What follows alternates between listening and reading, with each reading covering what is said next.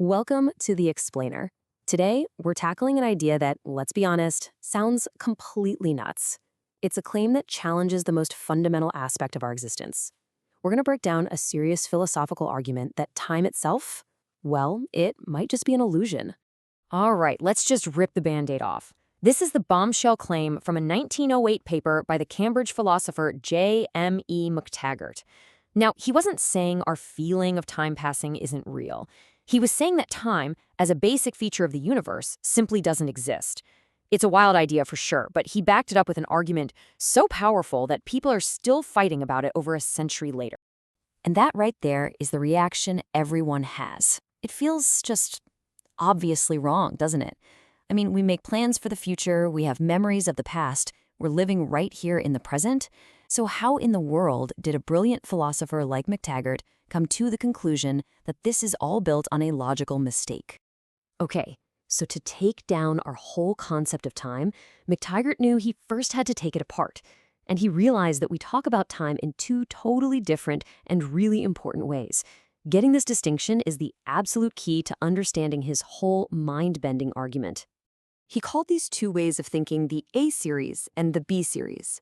And believe it or not, this one simple idea became the foundation for pretty much all modern philosophy of time. Seriously, any debate today about what time really is, it all comes back to this split. So first up, you've got the A series. This is basically time as we feel it, our everyday common sense experience. It's that feeling that time flows, right? Think of it like a moving spotlight that's always shining on the now. Events come out of the future, they hit the spotlight of the present, and then they recede into the past. It's dynamic, it's always changing. And then you have the B series, which is the total opposite. It's completely static. Imagine a timeline in a history textbook. The year 1999 is always earlier than 2024. That relationship is permanent. It never changes. It's just a fixed, frozen order of events. There's no flow, no movement at all. Okay, so we've got these two different pictures of time. This is where McTaggart sets his trap. He says, look, if time is going to be real, there has to be real change. And then he proceeds to argue that neither of these series, not alone, not even together, can actually give us a logical account of what real change is. His argument is basically a three-step knockout punch. First, he says the B series is static. It's just a fixed order. There's no change there. So if change is real, it has to come from the A series, with its whole past, present, future flow. But then, he says, that's exactly where the entire idea of time just completely falls apart. So let's take an event, something like the 2028 Olympics.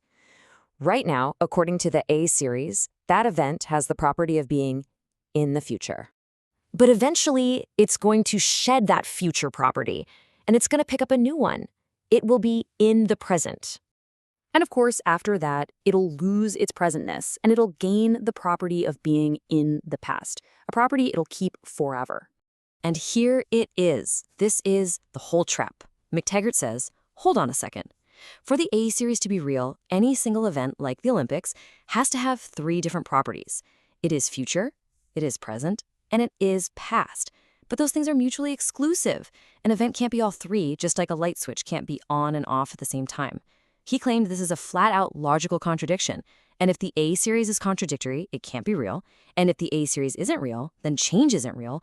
And if change isn't real, then time itself is an illusion. Now, I have to be clear here. Almost no philosopher today actually accepts his final conclusion that time is unreal. I mean, it's a pretty big leap. But the argument itself was so sharp, so profound, that it basically forced everyone in the field to pick a side. And in doing so, it created the two major camps in the philosophy of time that still exist today.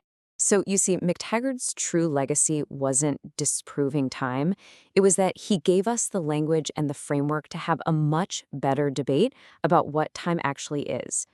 The real takeaway was the battleground he created, the ongoing fight between what we now call A theory and B theory.